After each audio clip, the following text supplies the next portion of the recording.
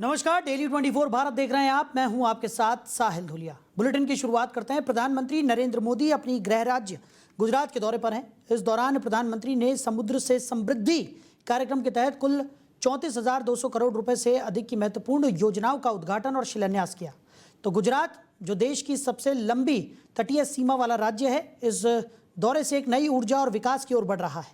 तो प्रधानमंत्री नरेंद्र मोदी ने मुंबई में बने international cruise terminal, Kolkata port, Paradip और दीनदयाल पोर्ट जैसे कई प्रमुख समुद्री प्रोजेक्ट्स का शुभारंभ भी किया।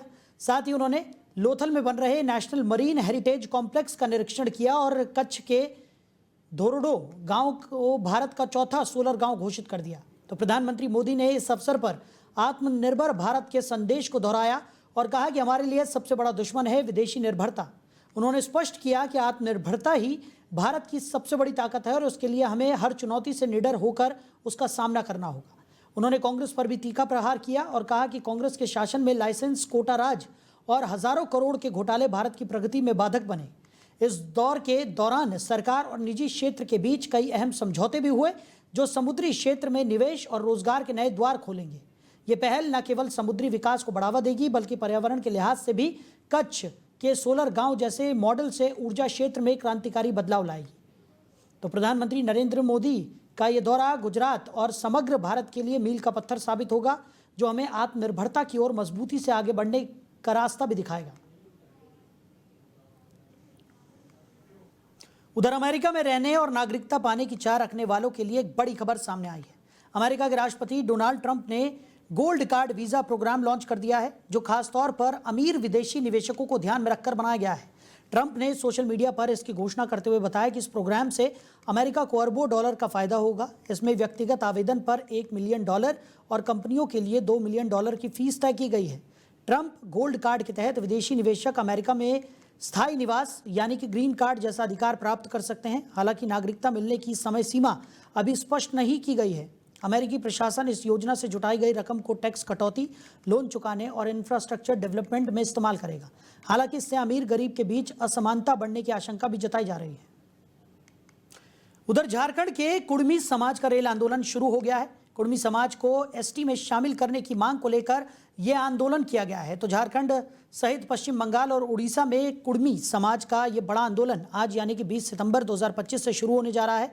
रेल टेका डहर छेका नामक इस अनिश्चितकालीन आंदोलन में कुड़मी समाज एसटी सूची में अपने को शामिल करने की मांग कर रहा है। तो आंदोलन की वजह से 100 से अधिक रेलवे स्टेशनों पर रेल परिचालन पूरी तरह से ठप हो सकता है। इस आंदोलन को लेकर पुलिस प्रशासन भी पूरी तरह से अलर्ट मोड पर है। तो रेलवे स्टेशन परिसरों में कई तरह की गाइडलाइंस भी लागू कर दी गई हैं और सुरक्षा बलों को अतिरिक्त हथियार और उपकरण प्रदान किए गए हैं। तो रांची, हजारीबाग, रामगढ़ और अन्य जिलों में विशेष सुरक्षा इंतजाम किए गए हैं। कुड़मी समाज ने शुक्रवार को मशाल जुलूस निकालकर आंदोलन को सफल बनाने की अपील की है। वहीं प्रशासन ने नागरिकों से शांति बनाए रखने की अपील की और किसी भी अवैध या हिंसक घटना को सख्ती से नियंत्रित करने का वादा किया। ने ऐसे स्टेशन को चिन्हित किया है जहां संभावित है कि रेल रोको कार्यक्रम को लोग पारित करें। तो उसके लिए उन सभी जगहों पे 144 जो आईपीसी की शाखा थी, तो बीएनएसएस में 163 में हम लोगों ने कार्रवाई हर जगह इन क्षेत्रों में घोषित किया है। साथ में कई लोगों को चिन्हित किया गया है जिस पर प्रिवेंटिव एक्शन लिया जा रहा है। ऑलरेडी हमारा हर जगह पे फोर्स और मजिस्ट्रेट का डिप्लॉयमेंट हो गया है। हम लोगों ने ड्रोन कैमरा और फोटोग्राफर का भी इस्तेमाल हम करेंगे, ऑलरेडी डिप्लॉयड है। और मैं अपील भी करूंगा सभी लोगों से कि एज पर सुप्रीम कोर्ट, माननीय सुप्रीम कोर्ट का जो गाइडलाइन है, किसी भी तरह के रेलवे परिचालन को बाधित ना करें, अन्यथा हमें बाध्य होना होगा कार्रवाई करने के लिए। ऐसे उधर दिल्ली के कई प्रमुख स्कूलों को शनिवार सुबह बम भरे ईमेल मिलने से हड़कंप मच गया। तो धमकी मिलने वाले स्कूलों में Delhi public school Dwarka, Sarvodaya senior secondary school, Qutub Minar के पास एक स्कूल और नजफगढ़ का कृष्णा मॉडल पब्लिक स्कूल शामिल है। सुबह करीब 7 बजे जब बच्चे और स्टाफ स्कूल पहुंचे, तभी स्कूल प्रबंधन को ये धमकी भरे ईमेल मिले। तुरंत प्रिंसिपल और प्रशासन ने छात्रों और कर्मचारियों को सुरक्षित जगहों पर शिफ्ट कर दिया और पुलिस को सूचना दी। बम स्क्वाड, फायर ब्रिगेड और दिल्ली पुलिस की टीमें घटनास्थल पर पहुंची और स्कूल परिसरों में सघन तलाशी अभियान शुरू किया। अब तक कोई संदिग्ध वस्तु नहीं मिली है, लेकिन जांच जारी है। दिल्ली में पिछले कई महीनों से इस तरह की फर्जी बम धमकियों का सिलसिला जारी है। अगस्त महीने में भी 32 धमकी मिली थी और ऐसे कई स्कूल हैं जहां पर इस तरीके की धमकियां मिल चुकी है, जिससे बच्चों की पढ़ाई भी प्रभावित हुई है और अभिभावकों में डर का माहौल बना हुआ है। प्रशासन ने छात्रों और अभिभावकों से संयम बनाए रखने की अपील की है और सुरक्षा व्यवस्था कड़ी कर दी गई है। उधर दिल्ली के रोहिणी इलाके में शुक्रवार देर रात पुलिस और बदमाशों के बीच मुठभेड़ हुई, जिसमें 2 अपराधी पुलिस की गोली लगने से घायल हो गए।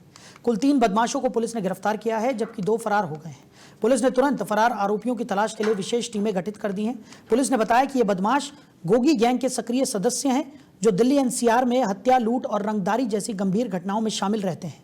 मुठभेड़ से पहले पुलिस को सूचना मिली थी कि ये अपराधी इलाके में कोई बड़ी वारदात करने वाले हैं, तो घायल बदमाशों का इलाज अस्पताल में चल रहा है और उनकी हालत स्थिर बताई जा रही है। पुलिस उनसे पूछताछ कर इस पूरे नेटवर्क का पर्दाफाश करने में जुटी है। ये कार्रवाई इलाके में बढ़ती गैंग वॉर को रोकने की दिशा में बड़ी सफलता मानी जा रही है। उधर दिल्ली विश्वविद्यालय छात्र संघ यानी कि डूसू में चुनाव में एबीवीपी ने बड़ी जीत हासिल की है।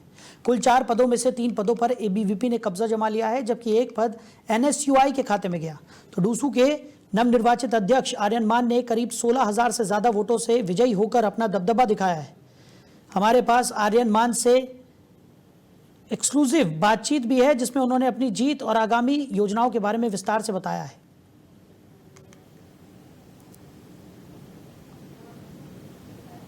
है और इस चुनाव के अंदर हमारे साथ खास बातचीत करने के लिए दिल्ली विश्वविद्यालय के अध्यक्ष जो हैं नवनिर्वाचित जीत कर आए हैं। हम बातचीत करना चाहेंगे आर्यन मान जी। सबसे पहले तो आपको जीत की बहुत बहुत बधाई। बहुत बहुत धन्यवाद। क्या कहेंगे, जिस तरीके से आपको एबीवीपी ने मौका दिया अध्यक्ष पद के लिए और आपने जीत हासिल कर लिया, कितनी बड़ी लड़ाई थी और किस तरीके से आपने चुनाव जीता? हमारे लिए लड़ाई बड़ी नहीं थी, हम 16,000 प्लस वोटों से विजयी रहे। साथ ही साथ आज हमने ये भी दिखा दिया कि दिल्ली यूनिवर्सिटी में पढ़ रहे जेनजी भी अखिल भारतीय विद्यार्थी परिषद के साथ है। अखिल भारतीय की विद्यार्थी परिषद की सोच में, आइडियोलॉजी में बिलीव करते हैं, इसलिए जेनजियों ने आज हमें ज़्यादा से ज़्यादा वोट करा और साथ ही साथ आज मेरे को 16,000 प्लस वोटों से जिताया दिल्ली यूनिवर्सिटी के छात्रों ने। जीत का सबसे बड़ा कारण आप क्या मानते हैं, किस कारण से आपको लगता है जीत आपको मिली? जीत का सबसे बड़ा कारण था कि मैं 5 साल से संघर्ष कर रहा था, स्टूडेंट्स के बीच में था, स्टूडेंट्स की आवाज़ उठा रहा था। स्टूडेंट्स ने मेरे पे भरोसा जताया और आज मेरे को विजय दिलाया और मैं उनके भरोसे पे ज़रूर अमल उतरूंगा कि मेरे दिल्ली विश्वविद्यालय के छात्रों को कोई भी दिक्कत होगी तो आपका भाई आर्यन मान डूसू प्रेसिडेंट आपके साथ खड़ा रहेगा। कौन कौन से मुद्दे होंगे जिस पे आप सबसे पहले काम करना चाहेंगे, क्या प्राथमिकता? मेट्रो कंसेशन पास, स्पोर्ट्स में सफ़र करते हुए students due to facilities, equipments और मेडिकल इश्यूज़। जिस तरीके से एनएसयूआई आप पर आरोप लगा रही थी, व्यक्तिगत आरोप लगा रही थी, आज क्या जवाब देना चाहेंगे? देखो, मेरी परिवार के संस्कार हैं, उन्होंने मेरे को ये सिखाया कि किसी के भी निजी जीवन पर और पर्सनल लाइफ पे सवाल नहीं उठाते और उन्होंने मेरे पे उठाए, मैंने फिर भी जवाब नहीं दिया। आज मेरी जीत ने उनको जवाब दे दिया है कि आप कितने ही आरोप उठा लो, अगर आपके उनके पास विजन नहीं था, ना कोई मुद्दा था दिल्ली यूनिवर्सिटी के स्टूडेंट्स का दिल जीतने का, पर हमारे पास मुद्दे भी थे और मेरा संघर्ष भी था कि दिल्ली यूनिवर्सिटी के स्टूडेंट्स ने मेरे पे विश्वास करा और मेरे को विजयी बनाया। 16,000। आखिरी सवाल है, ये जीत किसको आप समर्पित करेंगे? किसान परिवार को और दिल्ली यूनिवर्सिटी पढ़ने हर छात्र को। धन्यवाद आपका। तो हमने बातचीत करी एबीवीपी के जो कि अध्यक्ष पद के उम्मीदवार थे और दिल्ली विश्वविद्यालय के नवनिर्वाचित जो हैं अध्यक्ष प्रेसिडेंट पद के जो।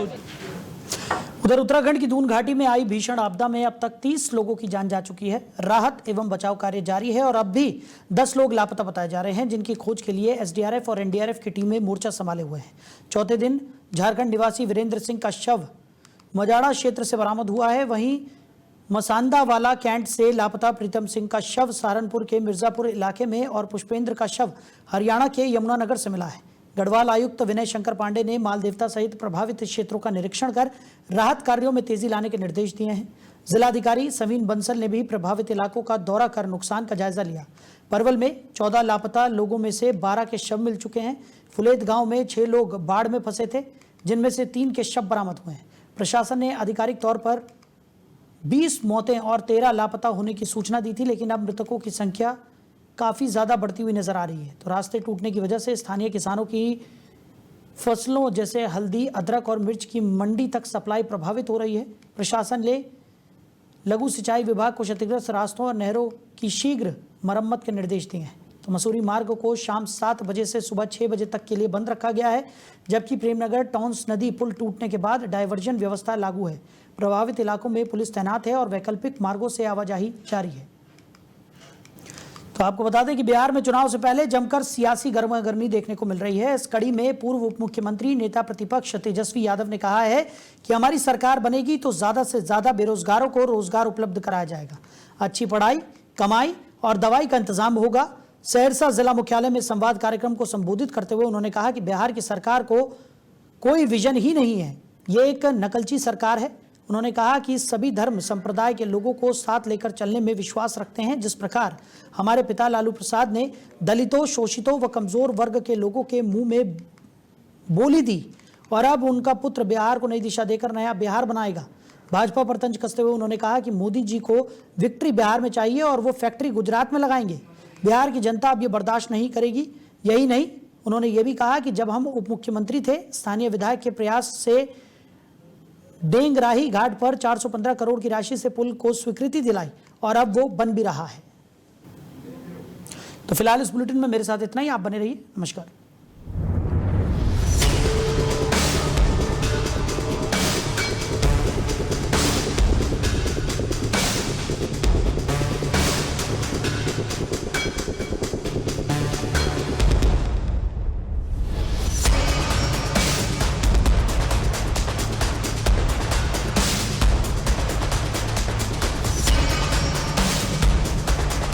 नमस्कार, मैं रमेश ठाकुर।